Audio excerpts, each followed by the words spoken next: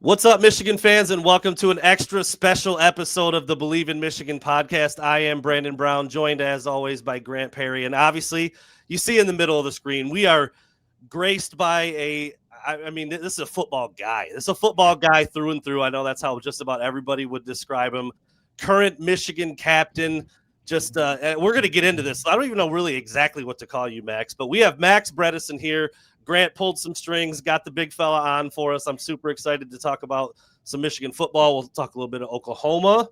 We'll talk some Nebraska. We'll talk, all things Michigan with Max. He's been there, done that, just about everything. Max, thanks for joining us tonight, man. I really after practice, you got Big Bro on TV playing on Monday Night Football, and Max still giving us some time tonight. So we really appreciate that, man. How you doing? Good. Happy to be here. How are you guys? I'm excited. Grant told me I think we're going to have a guest. The folks at Believe, presented by FanDuel, they hooked up a nice graphic. I don't even know if Max has seen it yet, Grant. I don't know if you showed it to him or not, but they cooked us up a nice graphic from when we get ready to push this episode out on social. Got Max looking tough there in the 44 jersey. So we'll get into all of that stuff, but I guess I'm just going to throw a beginning level question out there. Like I said, I was introducing you, Max. I mean, dude, are you a fullback? Are you a tight end? Are you H-back? I mean, I just heard from Grant used to play some quarterback. Like I said at the top, football guy. What do you call yourself these days as you're coming down the stretch on your Michigan career, man? Yeah, all about versatility. I consider myself a fullback, but can play like the H-back and fullback similar, but I also can play tight end and kind of wherever they need me. Absolutely. Grant, this is your guest. You let me know when you want me to throw up our little special piece of media real quick. But I think you do it now. I think you let the people know that this isn't just a Michigan connection. This goes past those days. And the people watching, you might not even recognize the person in this photo with you, but when you see it, this is Max Bredeson. So we're gonna block out Max's face real quick. We're gonna lose our border, but you gotta see this. This is a young Grant Perry and a very young Max Bredeson. Grant, real quick backstory on the photo before we bring Max's face back here. Yeah, so before I knew Max, I actually got to know and became really good friends with Jack Bredeson, his older brother, and Ben's older brother as well. And we were in the same grade at Michigan. He really was like one of my first best friends at Michigan. Ended up rooming together, and then he's like, "Hey, you want to come back to?" I think there was a concert ordeal. They what's it called, Max, in Wisconsin, where they do, or maybe it's in Milwaukee, where they do that Summerfest. Yes. Yeah. So it's a big concert venue. So I went back to go with Jack to that. And Max was obviously at home and got to meet him for like really the first time. And man, like we had these talks of like, because we knew he wanted to go to Michigan, but like you see in that photo, like a little bit of a smaller guy, right? Not fully hit the puberty. And his brother Ben is like 6'5", old lineman. Jack, his brother, played baseball at Michigan, is like a 6'5" pitcher. Like, so Max took a little bit to grow, but we knew he wanted to come, but we just knew that the growing was going to follow. But had no idea, and we were talking previously before we hopped on, like we thought Max was going to be legit, but we didn't know he was going to become like the biggest legend out of all three brothers. That's the thing. That's a pretty awesome backstory, Max. Yeah, I don't know exactly what it says in the program, but yeah, a little bit smaller than the big brother. How was that coming up? I mean, you're already the youngest, and you get robbed genetically just a little bit, I guess. What was that like? What's it like now? Obviously, Ben's playing, starting offensive lineman for the Bucks. I mean, like it's got to be pretty cool around the Bredeson family home these days. Yeah, definitely.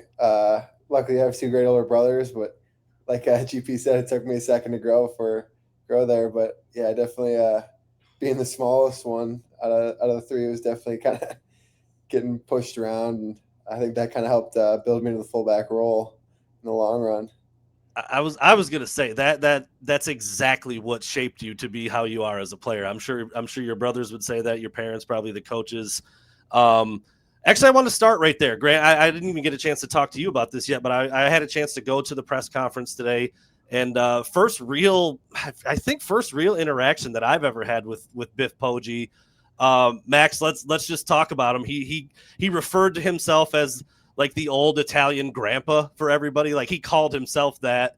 He had so many funny stories. He just seems like one of the coolest dudes to hang around. I mean, you guys are around him more than anybody. what's it like on a day-to-day basis? And then obviously right now he's stepping in for Coach Moore. Yeah, what's Coach Biff all about, man? He seems like a pretty cool dude. Yeah, he is. He's the coolest. Great guy to always have around. He's kind of like before this, like he's the associate head coach, but kind of like goes unnoticed for all the stuff that he really does in the building. He's the voice that you always hear in the background, but he does some like amazing things for us. And him being the head coach, like right now, like a guy you always can lean on. He's really the best. And he was here earlier in my career, and then being here at the end of my career is awesome. Now, Max, let me ask you this. How has it been? Obviously, you guys knew, and I think we'll probably touch on a little bit of Oklahoma to Central, but you guys obviously knew going into Central that Sharon wasn't going to be there after the Oklahoma game. How was that transition? Did he kind of have a send-off? Was there preparation ahead? Like, hey, guys, we all know that this is coming up. I'm handing the keys to Biff. This is what I've told him to do. It's kind of like a substitute teacher almost. Did it feel like that? Like, what was the handoff like? And how has the week been prior to winning versus Central and then post? Yeah, there's like, it's not like full, like the key to the big thing I like Michigan football that we like take so much pride in is like, no matter what happens, like ready to play, like just about spotting the ball, like put your 11 out there and let's play football. So in moments like this is when it's like really tests what that's about. And like, we see it also as that same test, like at the end of the day, like, put your 11 out there. We're going to have our 11. Like, it's about playing football, not as much as the other stuff that's happening. So in a moment like this is when you kind of fall back into those fundamentals of, like, what Michigan's about. And being able to do that, especially like last week, guys, like, really got to see that, like, this is kind of what we do, and we have to keep doing that. Biff today said something that I was pretty surprised by, actually. He said that he was a little nervous and a little anxious leading up to being the guy not because of you guys, not because of the game, but because he didn't want to let Coach Moore down in any way. He just wanted to carry things on. He mentioned him on every opportunity during the post game press conference and the halftime talk with the TV reporter. I guess I just wonder, first of all, did you notice at all? Because he just seems like such a laid back cat. I can't imagine you'd ever notice if he was anxious or nervous, but did you notice that at all? And why do you think he holds Sharon in such high regard? Because it's very, very clear that he does. Yeah, didn't notice him nervous at all. He's the best with that. Would never known. With how he holds Coach Moore, like the highest, I mean, it's just because of the stuff that Coach Moore does. How much he cares for his players, how much he cares for Michigan. Coach Poggi, like, very, very much values that. Just because it's kind of like, it's just what they both value, the same things in that. They both love Michigan. They both love the players. And so I can see how he would get nervous kind of having that. But we would never known. And he was definitely felt like game day as always. Now, let me ask you this, because and like what Brandon said, like, every time he goes on camera, it was I was recording him too. I recorded his halftime speech where he said something funny, but then at post game he says Bryce is Batman. Like, he is a kind of a meme in himself. What was that post game speech like? From him, what did he say to you guys?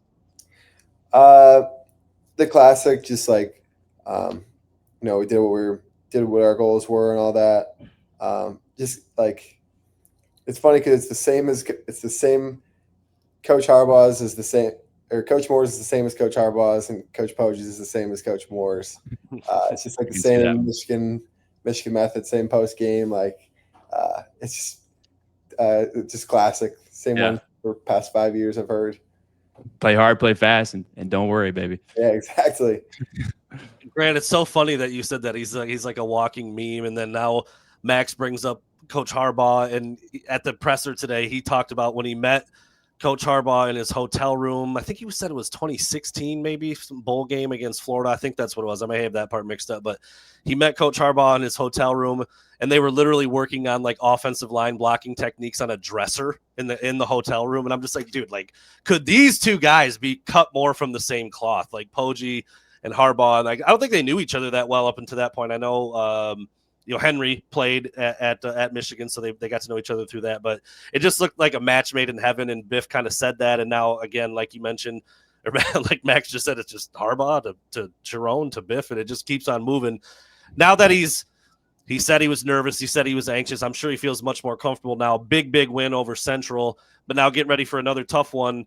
Was there a shift? I mean, does he carry himself the same way all the time? I mean, you guys were expected to beat Central by a lot, and you did, and now everybody knows that this road game against Nebraska is going to be tougher. What's is his level of focus always the same? Does he kind of flip a switch a little bit? Like, what's he like as you move from maybe one, again, no disrespect, one opponent like Central to an opponent on the road like Nebraska? Yeah, it's kind of like it's another like focus in the building is like kind of being the same guy every day. It doesn't matter like what the week looks like, and he's a great example of that. Like Coach Poggi, same guy, just like he's exactly who Michigan needs him to be every single day he steps in the building. So no, there's no real like change, but definitely always heading in the right direction where we always need to go. Now, I've been around Poggi. He was in the building during my time, but I didn't have the opportunity of seeing him as an acting head coach. Now, with Harbaugh, if you were to ask him, hey, what two position groups is he most likely going to spend the most time around in practice? I would answer quarterback and probably O-lineman. Sharon, I'd probably say O-lineman and tight ends. Where does Biff spend? Where do you see him kind of walking around during practice, or where do you see him speaking up the most, in practice week? That's a good one. I've never or maybe where does his heart lie? Does he have a special love for a certain position? I think he loves the O-line. Okay. It's hard to tell because there's like it's him and Coach Moore. Coach Moore is offensive based. Yeah. He's always with the offense, and I think Coach Poggi's always there too. I mean, that's not. I mean, I would have guessed O-line. He looks like an O-lineman, no? He's got that demeanor too. O-linemen have that same kind of personality. Yeah, I could see that. And I saw that Ward mandated that he wear sleeves and like keep those guns off the TV screen. That is an interesting point, Max, because before Sharon left the program right now for this suspension, he talked about Coach Poggi just being, I mean, his almost his literal right hand. Like, if I'm in this meeting, there's Biff. If I'm doing this, there's Biff. So when they are both operating together, how much do you see what they're doing? I mean, Biff has been around the way. He's quite a bit older. He talked about that. He's like, I got kids as old as Sharon. Like, it's weird, like the way he talked about him. You'd think that Sharon was like the elder statesman, the old wise guy, but that's clearly Biff. What's their interaction like? I mean, can you see the closeness? Do you feel it at practice, in meetings, different things like that with those two guys? Yeah, definitely. You can feel it. We don't get to see it as much just because Coach Poggi is always there, but we see we're on the practice field, we're in meetings, but you can definitely feel like they're always there for each other. It's pretty cool to see, like when you do get to see it, like just two guys who are just I don't know like the right word for it, but like they're always keeping each other heading in the right direction.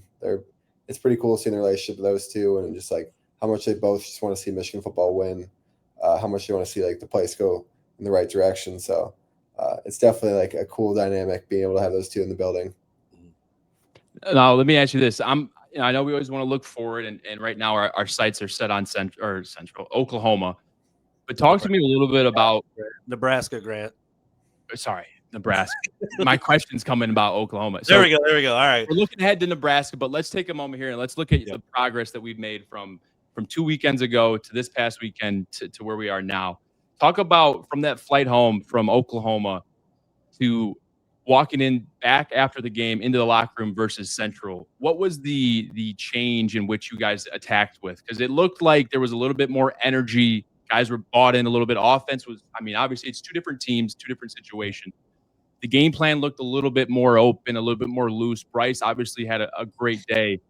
Talk a little bit about that flight home and how you guys all, I'm assuming, rallied together, came together, and then transitioned that versus Central. Yeah, definitely like an upset flight. I never want to be on one of those. Luckily, to not have been on a lot of them, and definitely an upset flight, which can either go two ways. Like you can either let like losing one game lose you more. But like something we took in the building was like only way through something is to go right through it. And it luckily, or not luckily, but it speaks to what everyone in Shem is about, like about the right things, like trusting the work that we put in and being able to bounce back and go get that rhythm back. Yeah. Now let me ask you this: did you see anyone that maybe surprised you from the team that maybe spoke up a little bit or had a little bit more motivation? That was like, hey, okay, that affected that guy, and he's doing the right. Like, I'm seeing good things out of these guys. Was there anyone that came to mind? I would definitely say so. Like Derek Moore's like a quieter guy. Like definitely, like he's When he speaks, people are listening. Like, listen, Yeah. like Okay. he isn't like not talking throughout the day, but like he's a captain of this football team, so like he talks to the team, but like especially when he has something to address, like you listen, and he had some like really powerful things for the team to say, and I think that definitely drove a lot of the success this week. That's awesome. That's awesome. I wanted to ask, and Max, you said it. You don't want to let one loss become two, or hang over your head this black cloud over the program after you lose a game.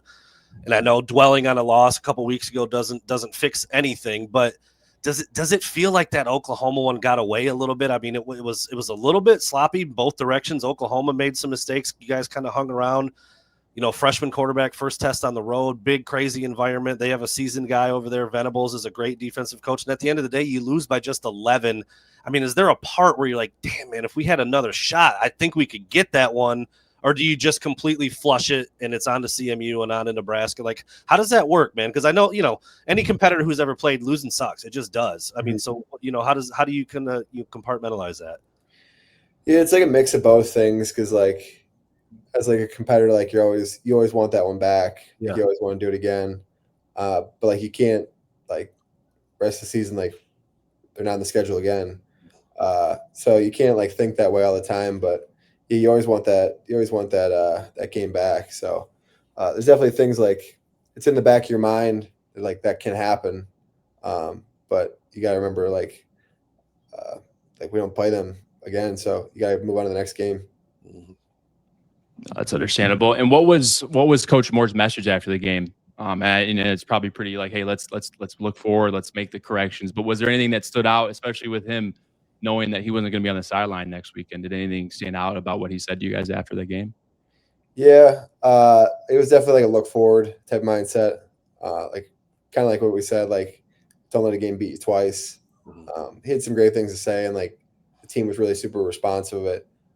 Like you hear the horror stories of locker rooms blowing up after losses, and like this place is built to the right things, so stuff like that doesn't happen. But yeah, it was definitely just on to the next one, and there's definitely things that we're gonna learn from this game, and but this game doesn't like define who we are for this season yet. Right on. I'm curious about your game to game and week to week preparation, Max. As a fullback, you're like part lineman, you're part tight end, you're part receiver, you are a running back. You carry it here and there. Where do you spend your time? During a standard day of practice. I mean, you hear all the time. Linemen, they love getting out on a block and they look up and see the running back running down the field. Like, that's a great thing. I would imagine it's the same for you, but you're like, man, I could run a little bit too. Like, I'm just wondering the mentality of a fullback day in, day out, getting ready for practice, different opponents, different game schemes, obviously things like that. But yeah, what goes into a day of practice for Max Bredeson, the fullback? So I'm always in the tight end room. Like all my meetings are in the tight end room, Indy's tight end room. But yeah, like throughout the week, just because of the nature of the position, like I get asked to do some kind of like intricate, like different things. So like throughout the week, you gotta make those reps count because you only get to run the play a certain amount of times before a game. But that's kind of the stuff I love doing. I kind of love doing the like random one-off play where I'm like lined up in a weird spot. Like that stuff's a lot of fun for me. So throughout the week, it's about like maximizing those opportunities versus like whatever look you get. Now, real quick, man, I want to build go ahead real quick. How easy, not easy, but how much easier is that now after you've done this for multiple years? Because that, like you said, I mean, you're kind of doing one-off stuff. Maybe you're in different rooms, different position groups. What was that like as a young buck compared to now after you've been doing it for quite a while? Yeah, definitely a lot easier now. It's funny because like sometimes like coach will be like, "Oh yeah, like this is like from 22 Purdue, like just to name one." But like I'm like, "Oh yeah, I remember doing that." But like yeah, having like banked reps like that definitely helps. Like seeing so many different defenses helps. Seeing like so many different players, like anything, like time on task is going to help. Sure. Now, speaking of the tight end room, the coach responsible for coaching you guys in the tight end room, man by name of Steve Kasula, and I have personal interactions with him. I know how great of a guy he is and how smart he is. For the fans out there, for people that aren't aware about your tight end coach, Steve Kasula, talk a little bit about him. What makes him so special? What makes him a good coach for you guys? A savage. He's a true savage. There's a lot of things that can go into it. Like coaching tight end, like you're coaching route detail, block detail, a lot of different stuff. But it definitely like the biggest thing that he puts in this tight end room is just pure mindset. Like just who you're going to be when you step on that out on the field. Like that's the biggest thing that he brings to this room. And like, don't get me wrong. Like there's like, we could talk route detail for hours. The stuff he's taught us, like down to like fullback detail. Like he can coach a fullback just as well as he can coach an X receiver. But like the biggest thing that he brings, which is like, it's so much fun to be around, is just the mentality that he brings to the room and like how we have to be when we step on that field Saturdays. So that's actually new information for me, Grant. I would assume you probably knew, but I would have guessed that you were in the running back room. I would have guessed you were with Coach Alford and those guys. I wouldn't have guessed that you were with the tight ends all the time. Do you ever go with the running back room, or is it really like 100% of the time with the tight ends, because that's much closer to what you're asked to do on a day in day out basis? Yeah, in terms of like meetings, like I'm in the tight end room. Wow, Like okay. Full time tight end room. There'll be like a random like, hey, this week, like first 5 minutes of Indy, like go do this. But yeah, like in terms of like warm ups are done, we're going individual. Like I'm going with tight ends. And it's always been that way. 5 years in, it's been that same way the whole time. Those been my guys forever. Wow. Okay, that's interesting. You learned something, Grant. See, this is me. This is me being part of the squad like you two. I like that kind of stuff. I geek out on that stuff, man. I need that. That's cool. No, Max, I saw you on, I think this was around Big Ten Media Days. You were on a social media, like not brand, but like a content creators like page, and you were doing like guess the player, guess the number with those guys, and they were talking to you about how I don't think you don't have one carry on the year, right? Or on your career, or a touchdown. I technically have one, or I have no touchdowns. Okay, that's what we're talking about. I have one carry, but there's a flag, so it's all good.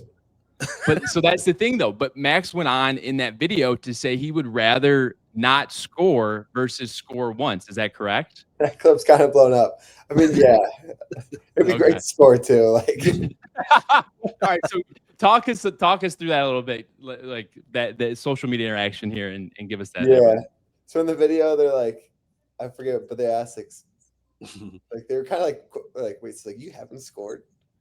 And I'm like, yeah, I got like 900, almost maybe 1,000 snaps by now. Like you haven't scored. It's like, oh, like, are you excited? Like, do you want to score? And like, obviously, like, yeah, I would love to score. Like, score in Ann Arbor or score somewhere like that'd be sick. Yeah. But it's almost like with the fullback thing, like kind of everything that's going on in my career, it's almost like, hey, at this point, like if I never scored, it would be like the ultimate like team guy. Like if you check the stat sheet, you'd be like, did this guy, like, what did he do? But, but like for the sake of the team, like there would be kind of an element I'd be able to hold, like, yeah, like got a lot of the other guys in the end zone. Yeah. I love that. That just feeds into the football guy, fullback. I'm looking for paint to chip off someone's helmet type of mindset. That's hilarious. That's so funny. Good. I don't know exactly where you fall, but you've got to be close. Is it Mike Barrett that's played the most games ever at Michigan? You got to be somewhat all the way in that book. I haven't played that. I'm not all the way there. Okay, I was gonna. You got to be close. I mean, 5 years in, but yeah, maybe not so much early on. That's 6 years of like starting. Like, I'm fair. me being old, but like that. That's fair. That's fair. That's still so funny. Well, we're gonna get you out of here pretty quick. I think we'd be remiss if we didn't talk about the upcoming matchup a little bit. You've had a chance to play at Nebraska before. As someone in the media, that's one of the stadiums I haven't been to. So I'm looking for. I hopefully can get there this week. I've applied for the credential. We'll see what the fine folks at Nebraska say. But I've heard a lot about it. I've heard a lot about the atmosphere, how rowdy it gets. Coach Poggi today said it was raucous. It's he knows 5 or 6 or 7 guys on the staff, so he's already just kind of chomping at the bit a little bit to get over there and feel what it's like in Lincoln.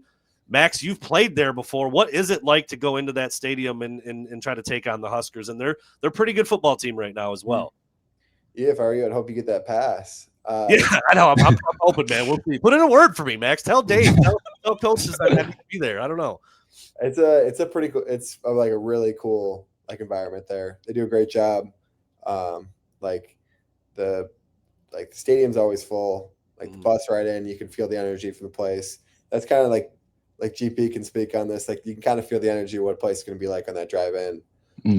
Every time you drive in there, like it's on. Like it's legit. They do a great job there of getting the place going. Their fans are loud, and it's definitely a difficult place to play. But that's why you play college football. There's a place you want to go. Yeah, right on. It's only Monday, and I know you guys probably haven't gotten into too much film. What have you guys seen defensively out of Nebraska so far? I mean, maybe you haven't, but what have you heard? Well put together football team, like a defense that's about the right things, like built in the right things, and it'd be a good matchup you like playing those type of defenses. Like you want to play in those type of games. You want to play against those type of defenses. You don't want to be. That's where the fun lies in this game. Absolutely. And then part 2 to that is before games, do you circle like a face on those scouting reports or like a number that you just say, hey, I want to go absolutely destroy this man? No like, do you put a hit list together? No comment. Okay. Good job. Oh man, I like that. Do you know anybody on the Nebraska's roster at this point? It's fun. I don't know anybody, but there's times when you this is year 5, you play against a guy, but hey, Hey man, seen you run the block before. Good to see you again. Meet a couple guys in the over again. No, but I don't know anybody personally in Nebraska. I think Wisconsin's the only one now. I don't really know anybody. Well, Max, I appreciate the time, man. We said we'd keep you about 20-24. We're approaching a half an hour. This is typical for Grant and I. We try to go 24, 25 minutes every week. We end up going for 40 plus pretty easily. So it's been a long day for you already. I'm sure you've been running around campus. You've been at practice. And now you got to talk to a couple guys that are pretty excited to watch you play this weekend. And you two, man, going way back. I mean, these are good. These are old buddies at this point, right? Way back, dude. Before Max had he probably had 2 strands of hair under those armpits in that picture. No. We'll have to look back, but he was pretty baby-faced at that point, man. It looked like it did not see fullback in his future, but boy, I mean, Grant.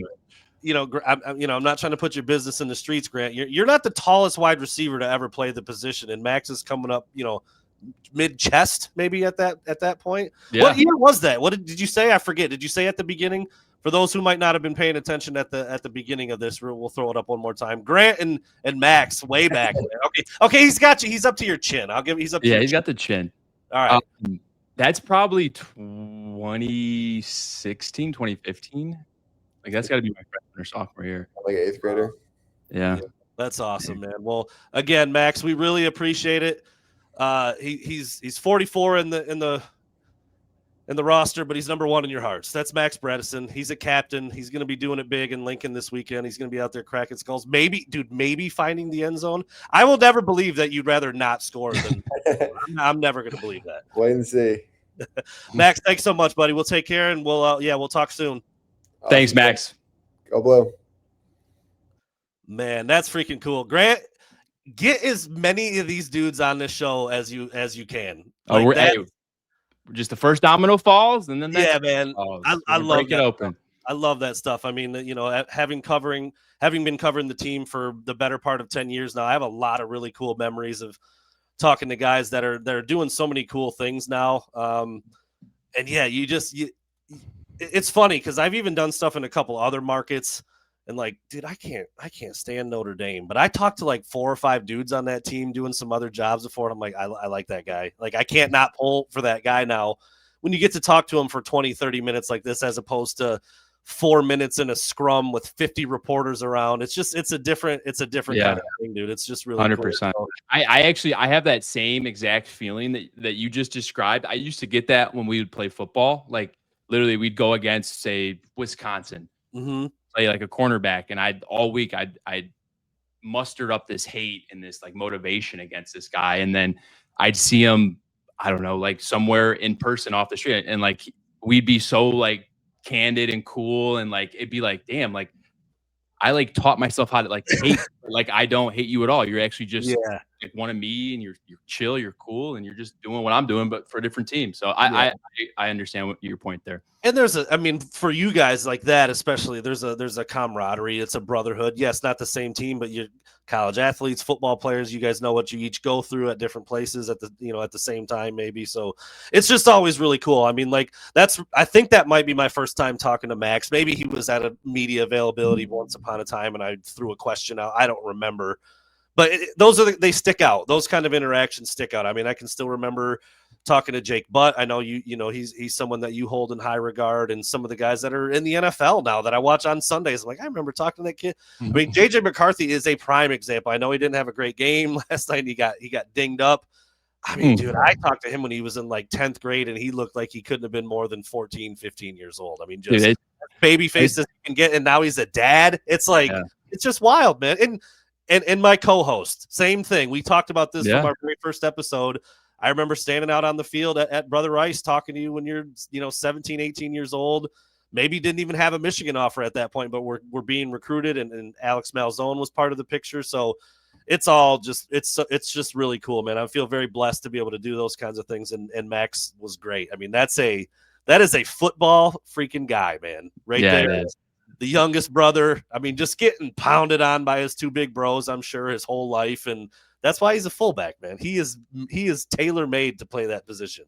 He is. And when he brought that up, and I mean, I knew he was the youngest of 3, but it just made sense. He's been groomed to be playing a very hard position, like hard-nosed, selfless, gritty position his whole life, and he had no idea. Thankless, man. The only time you get noticed as a fullback is if you whiff on a block, dude. That's it. Like, you go open up a hole once in a while, they'll go back and be like, oh, that's a terrific block by the fullback. They don't even throw your name out there. You're just the fullback. Yeah. Like that's how those guys get treated. But that was awesome. Shout out to Grant for reeling Max in tonight after practice, and big shout out to him for giving us some time. I'm sure he wanted to just lay back and fall asleep. Grant, you've talked about it before. At the end of practice, you just want that head to hit the pillow, dude. And Max jumped on with us, so we really appreciate that. That's freaking awesome.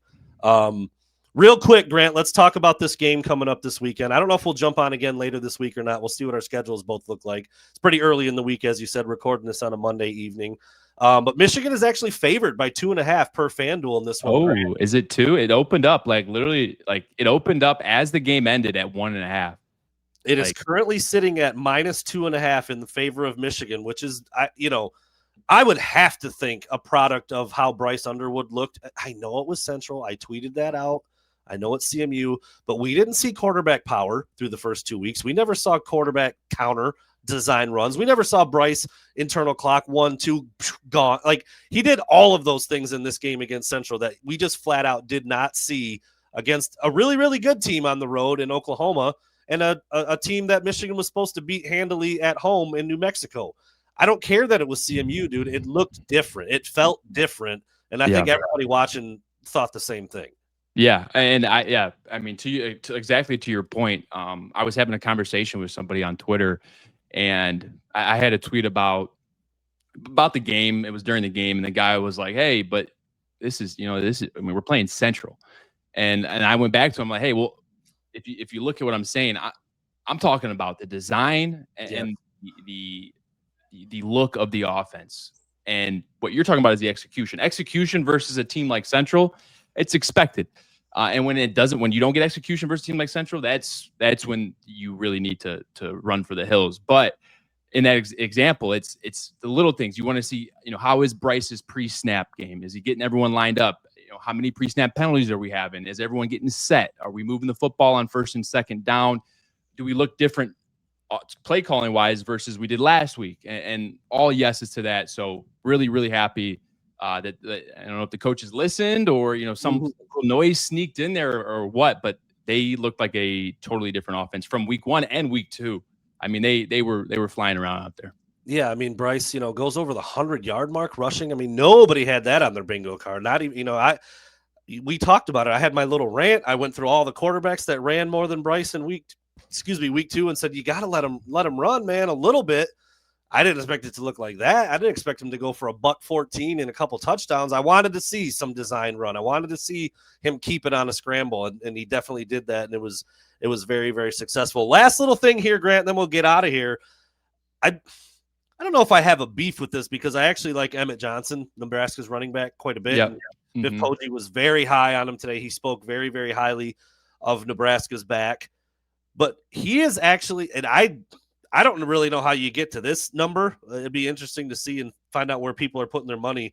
But FanDuel has Emmett Johnson as more likely to score a touchdown than Justice Haynes. How do we feel about that? He's a nice back. He's a good, I think, both NFL caliber backs, Haynes and Johnson. But yeah, Haynes has been getting in the end zone at will, it seems like. So I'm just curious. I don't know. Yeah, that's interesting. I feel like that's got to be them basing that off of like more so Nebraska at home. We envision them probably being up, like, so Emmett probably will have it more. That's where I lean. Maybe. Yes. I mean, it's close. I mean, we're splitting hairs here, but I would have thought Haynes would have had the shortest odds, but Emmett Johnson per FanDuel -165 as an anytime touchdown scorer, and Haynes -140. What is Bryce's rushing yards at? Bryce's rushing yards, they don't have not yet. Oh, wait, hold on. They might. Let me double check that. I might be wrong. They don't have any for Bryce. They just have the running back. That's what I thought. They have Emmett. If you're curious, they have Emmett Johnson at.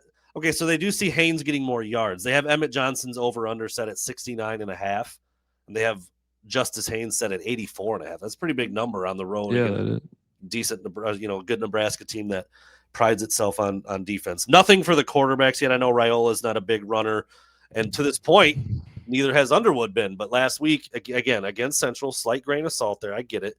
But he showed, I mean, dude, I don't really care who is out there. He's fast enough, big enough, strong enough, athletic enough to run the ball against any team in the country. Maybe not for $114 and 2 touchdowns, but I said that earlier in the week.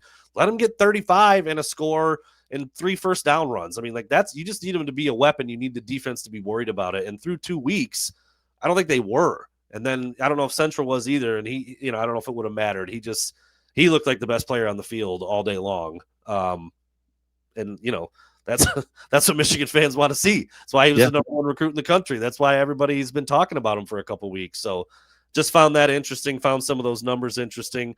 We'll see if we jump back on here later on this week. But if not, Grant, last-minute thoughts real quick. I don't know if we do a prediction this early in the week. But, 2.5-point spread. I mean, do you think Michigan has what it takes to go into another hostile environment with a slightly more experienced quarterback? I mean, Dylan Raiola has not played as much as John Mateer. I don't think Nebraska is quite as known for some of their defensive scheme stuff as a Brent Venables defense. But, I put these two teams in a similar boat. And you got to go on the road and play in a very tough environment. Just, I mean, the Michigan-Oklahoma game was only a 5.5-point spread. It wasn't like that was expected to be a blowout either. So this is another close one on the road. Yeah. I mean, so when you look at it I think it depends on where you're at. I mean, obviously we're now past week 2, right? Week 2, looking at week 3. So if I was looking at this 3 to 4, you're right. You were right the first time. New Mexico, Oklahoma, Central. Yeah. Okay. Right. Okay. So So say I'm week 1 looking at our schedule again. I'm feeling a lot more confident. After week 1, I'm still feeling good. Week 2 happens, then it's like, ooh, it's It's like, man, we got a lot of things to clean up. But then you put the Central Michigan tape on, and yeah, it is Central, but it looks a lot better. So I'm drinking the Kool-Aid again, and I like Michigan. I mean, if they do half of the scheme and the design of what they did, I think they'll be in the game. And this isn't Dylan Raiola is a good quarterback, but I think Wink Martindale probably is going to get a little bit more sleep knowing that he's not going to be involved in the quarterback run. So I'm gonna lean Michigan again. And I mean, it's so hard not to when you watch Bryce move out there and just in hopes that they give him that plan again. And he's feeling confident. So I'm rolling with the Wolves. And then Biff Poggi did say, he's like, you just got to let your players play, and we're going to let him play. We're not ever going to try to rein him in again. Like, tell me you don't feel like you feel safe with Biff, right? Like, it just like when you like he's up there answering. I know it's Central. It's been a week. Like, we got our biggest but like I just in good hands with Biff. I do. I think maybe just being in the media, there were some lean years there with Harbaugh. I lost a lot of followers saying that Harbaugh should have been gone after the COVID year, when he's getting waxed by Ohio State and was 500 against Michigan State. And thankfully they had some faith in him. It wasn't a lot of faith. You don't get your salary cut in half if your employer has a ton of faith in you. But he figured it out, made some great hires on the defensive side, and obviously won a national title in 23. But maybe it's turned me cynical a little bit, Grant. But the way that I couldn't help but my brain just went here when Biff was like, we're never gonna rein him in again. I'm like, why were you reining him in the first place? Like, dude, you Oklahoma's not a world beater. Like, you could have won that game, and they didn't let. I mean, so I think to that, I think it's they go in with, hey, we're gonna run the ball and play defense. Like, they go in with that game plan. So that all week they practice these condensed formations. They practice the plays they like, but they get halfway in the game, they realize that they're still in the game, but they're really not, and they're running this slow, boring like offense with the defense is hanging in. And I think it was at the point of no return. Like, because I mean, what plays you like? You already have these plays in. Like, yeah, you can go deeper in your bag from camp in week 1, but like, those coaches, they run when you practice during a week, the plays that you run, like you run those 5, 6, 7 times a day. And then those are the plays you're running that week in that plan. So like, I think they went in with the game plan. I think halfway through, they're like, man, we can still win this. But like, I think we just continue what we're doing and hope it works. And it didn't. So I agree with you. Like, we can't do that again. But I think they squeezed half the toothpaste out and they're like trying to shove it back in. And they couldn't. Yeah, it's hard. Yeah, hard to go out there and draw it up with a stick in the dirt at that point. I mean, I get that. You can't, you practice what you practice. You're like, all right, the guys only know what to do. What you've done. I mean, I get a freshman quarterback in Oklahoma. Like, it's tough to try to, hey, let's go back to New Mexico's plan. Like, and that's why I asked. That's why I asked Max about that. Like, I know everybody who's ever lost a game was like, I wish I could go back and do that one over. But that one really felt like that for me. I mean, some games you lose, you're like, they're just better. They're just better today. They probably be better tomorrow. They play it 10 times. They probably get us 8 or 9. Like, you feel that way sometimes. I don't feel that way about that Nebraska game. I really don't. And I can call a spade a spade. I feel like, Oklahoma. I don't feel that way about that one. I feel like Michigan, if they employ everything like they did against the CMU, I know, but I feel like it looks different. I don't remember exactly how many carries Bryce had, but it was double digits and he was extremely effective. And I'm like, like Mateer? Yes, that's what I was talking about. I hear you. I think maybe too, like, if that game falls in week 5, like, I know you're not playing SEC week 5, week 6, but if we have a few more learning lessons prior to that, maybe those coaches have more at their disposal. Maybe Sharon has a better sense of like, all right, let's just let this kid go. He can go. Like, but yeah, like, scared money don't make no money, man. That's right. He's Grant Perry. I'm Brandon Brown. Huge shout out to Max Bredeson for joining us. Big shout out to Grant for making that happen. Shout out to the folks at Believe for cooking up that little graphic for us real quick with all 3 of our names on there. Whoever took that photo of Grant and Max, phenomenal job back in 2016 or 15, whenever that was. And just really, really cool. You love hearing it from the players that are doing it right now. I always love hearing it from Grant. He was doing it a few years ago. So really, really cool stuff on this episode. Hope everybody enjoyed, and we will talk to you again soon. Maybe again this week before Michigan travels to Lincoln, but if not, very, very soon after, so we can talk about that one. Thanks, everybody.